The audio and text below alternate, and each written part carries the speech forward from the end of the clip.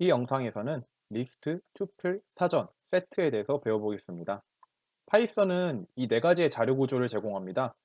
여러분들이 옷을 보관할 때 그냥 땅바닥에 둘 수도 있지만 종류별로 잘 수납장에 개해 놓거나 옷걸이에 잘 걸어두게 되면은 여러분들이 더 빠르게 원하는 옷을 찾을 수가 있겠죠. 마찬가지로 여러분들이 파이썬 프로그래밍을 할 때 어떠한 자료 구조를 사용해야 문제를 쉽게 풀 수 있을지 한 번쯤 고민해 보는 시간이 필요합니다. 파이썬에서 리스트, 투플, 사전, 세트 네 가지의 자료 구조, 그리고 각 자료 구조마다 행성, 변경, 추가, 삭제, 슬라이싱 연산이 있습니다. 특정 자료 구조에는 어떤 연산이 없는 경우가 있으니까 주의해 주셔서 공부하시면 되겠습니다. 리스트는 여러분들이 가장 많이 사용하시게 될 자료 구조입니다. 옷과 옷장을 예로 들었을 때 옷이 하나의 데이터라면 그 옷들을 여러 개 담아둔 옷장이 하나의 리스트라고 할 수가 있습니다. 그리고 이 데이터들에는 순서가 있습니다. 어, 가장 왼쪽에 걸려있는 옷걸이를 0번, 그 다음을 1번, 그 다음 2번이라고 지칭했을 때 0번째 옷걸이에 걸려있는 옷, 첫 번째 옷걸이에 걸려있는 옷 이런 식으로 각각의 옷을 지칭할 수 있겠죠. 그래서 그런 것들을 순서대로 관리한다는 점을 꼭 기억하시고 튜플과는 다르게 그 값을 바꿀 수가 있다라고 이해하시면 됩니다. 그래서 아래와 같이 리스트가 생성되었을 때 여러분들은 머릿속으로 이렇게 아래와 같은 그림으로 상상할 수 있어야 합니다. 그럼 리스트를 직접 한번 만들어 보도록 하겠습니다.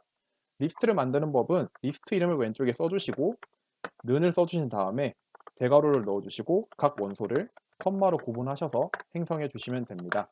이렇게 리스트가 생성이 된 모습을 보실 수가 있고요. 다음으로 빈 리스트를 만들 때는 네, 그냥 여기에 빈 리스트, 대괄호만 넣어주게 되면은 빈 리스트가 생성이 되고요. 또는 리스트라는 함수를 사용해 주시면 마찬가지로 빈 리스트가 생성이 됩니다. 그 다음에 인덱스라는 개념을 반드시 알고 가셔야 되는데요. 인덱스의 값이 0부터 시작한다는 거. 우리는 보통 첫 번째부터 수를 세지만 파이썬은 0부터 숫자를 센다 라는 점 반드시 기억하시면 됩니다. 그래서 각 요소가 몇 번째 위치하는지, 그래서 값을 접근할 때 리스트 1에 대괄호 열어두시고 네 번째 인덱스에 있는 값은 이라고 물어보면 5라고 하죠. 그래서 0번째, 첫 번째, 두 번째, 세 번째, 네 번째 인덱스이기 때문에 이와 같은 값을 볼 수가 있습니다. 이 인덱스를 이용해서 리스트를 변경할 수가 있습니다. 만약에 우리가 3이라는 값을 7로 바꿔주고 싶다면 리스트 이름 써주시고요. 대괄호 써주시고 해당 인덱스를 적어줍니다. 0번째, 첫 번째, 두 번째니까 네, 이렇게 적어주시고 이제 여기에 넣어줄 값을 적어주면 됩니다. 그리고 리스트를 확인했을 때 네, 두 번째 인덱스에 있는 3이 우변에 넣어줬던 7이라는 값으로 변경이 되는 것을 볼 수 있습니다. 우변의 값을 좌변에 대입한다 라고 이해하시면 편할 거예요. 다음으로 리스트 추가는 두 가지의 방법이 있습니다. 어펜드, 인서트가 있는데 어펜드는 뒤에 해당 원소를 갖다 붙이는 거고 인서트는 중간 위치에 원소를 삽입한다 라고 이해하시면 됩니다. 네, 리스트 이름 써주시고 점을 써주신 다음에 어펜드라고 써주시고요.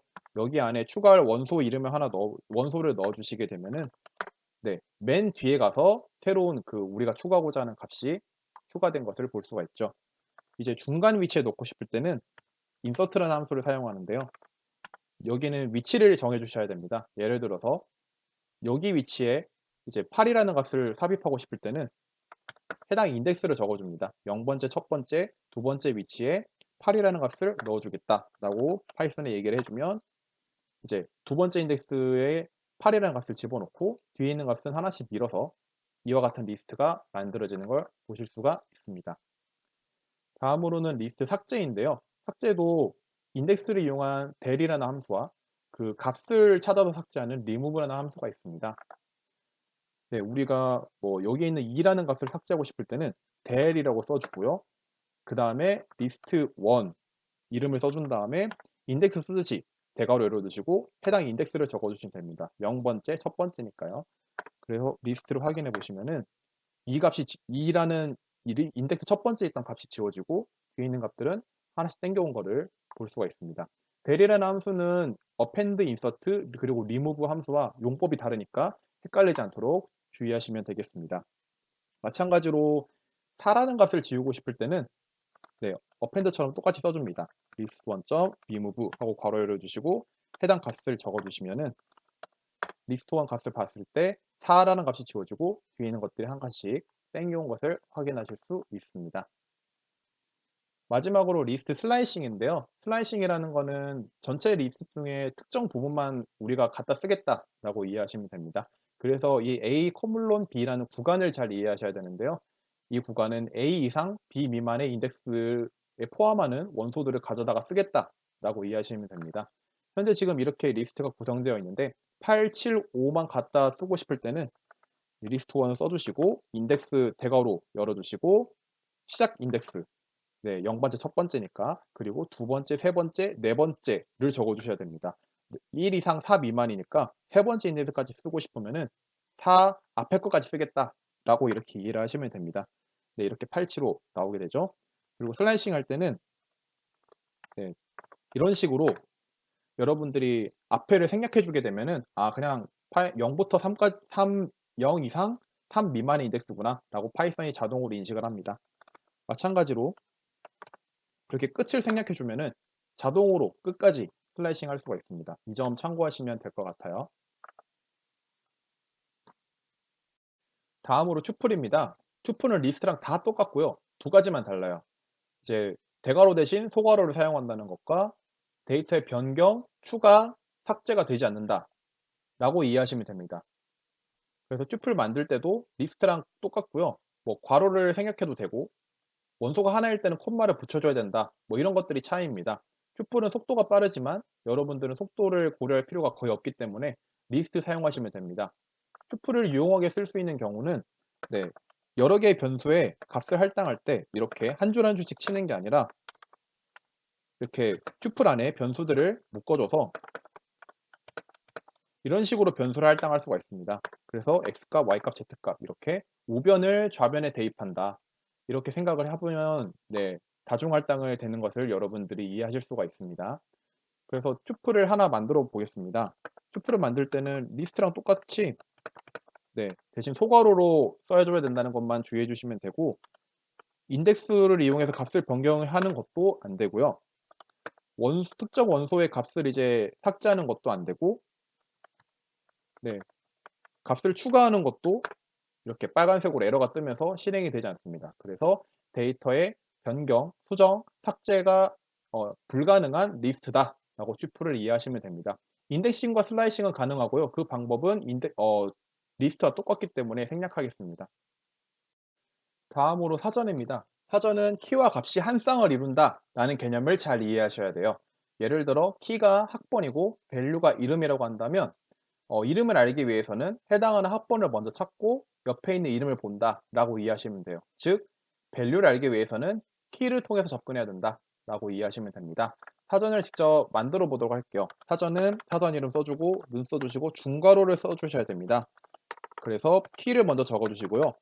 해당하는 밸류를 콜론에 적어주시고 이렇게 적어주시면 되고 네, 리스트와 마찬가지로 원소끼리는 콤마로 구분을 한다. 대신 키와 밸류가 합해서 하나의 원소다 라고 이해를 하시면 됩니다. 그래서 여러분들이 이 줄을 보셨을 때 이 그림이 머릿속에 떠올라져야 됩니다. 키들끼리 그 밸류끼리 이렇게 있고 키와 밸류가 한 쌍을 이룬다. 이렇게 2차원 행렬로 이해를 하시면 편해요. 그래서 딕셔너리는 하나의 키에 하나의 값만 할당 가능하다는 걸 알아두셔야 됩니다. 어, 저랑 학번이 같은 사람은 없죠. 왜냐하면은 이 학번을 갖고 있는 사람은 저뿐이기 때문에 그렇게 이해를 하시면 되고 이 문장은 키 값은 바꿀 수 없고 밸류 값은 바꿀 수 있다라고 이해하시면 됩니다. 키는 학번은 제가 입학하면 졸업할 때까지 바뀌지 않죠. 하지만 밸류, 제 이름은 제가 개명을 하면 바뀔 수도 있어요. 네, 그런 식으로 이해를 하시면 됩니다.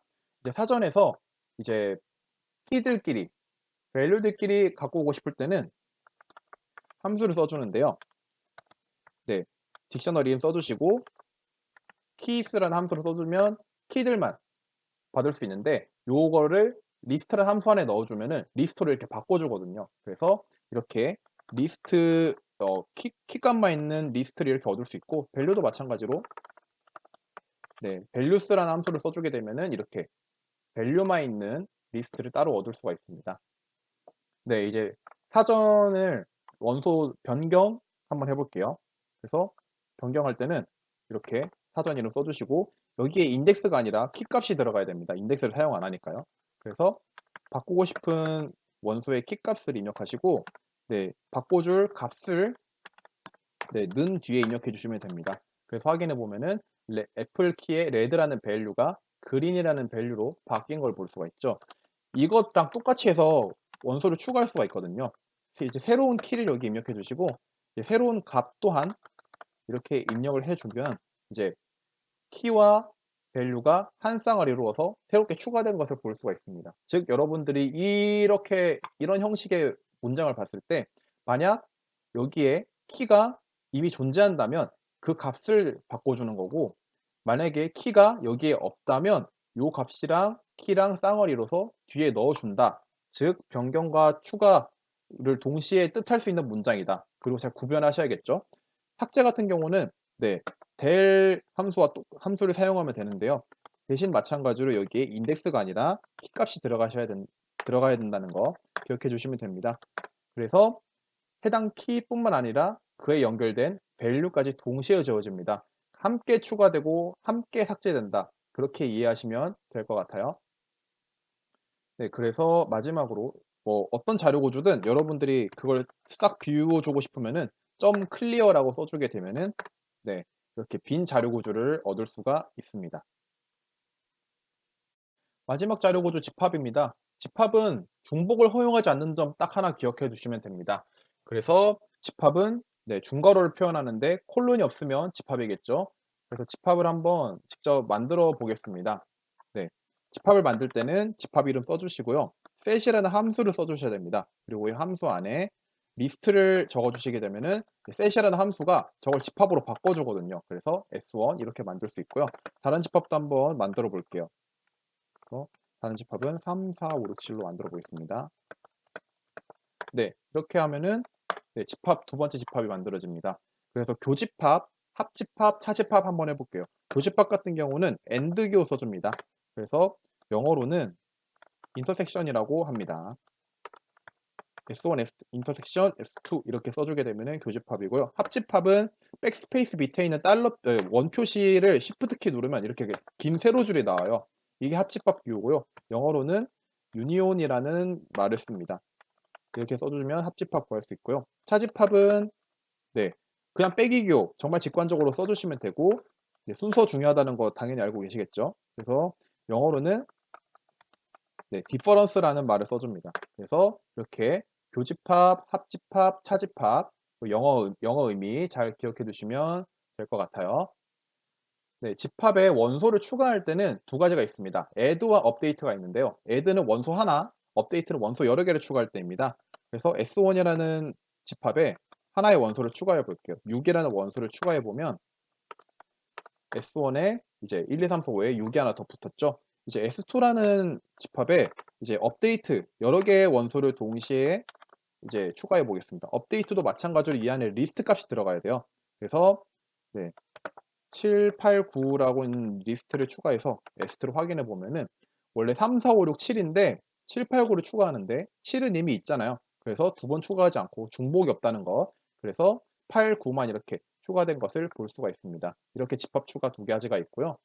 집합에서 특정 값을 제거할 때는 네, 리스트와 마찬가지로 사용해 주시면 됩니다.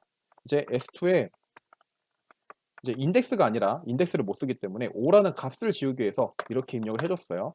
그러면은 5라는 값이 지워진 집합의 모습을 여러분들이 확인하실 수가 있습니다.